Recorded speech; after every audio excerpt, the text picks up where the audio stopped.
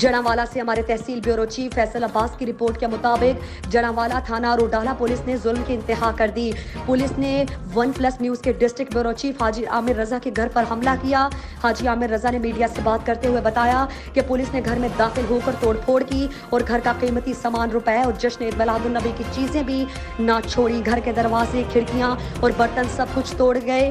حاجی عامررضا کی government of Pakistan کے وزیر اعظم عمران خان اور وزیر اعلیٰ عثمان بزدار، IG پنجاب، DPO فیصل آباد اور تمام اہل افسران سے پرزور اپیل ہے کہ اس کا نوٹس لیں اور ان پولیس والوں پہ ایکشن لیں۔ اگر محافظ میں غنڈہ گردی پر اتر آئے تو عام لوگ کہاں جائیں گے؟ کشمیر کی ہم کیا بات کریں؟ ہمارے اپنے ملک میں ہمارے اپنے محافظ غنڈہ گردی پر اترے ہوئے ہیں اور ہم پر ظلم کر رہے ہیں۔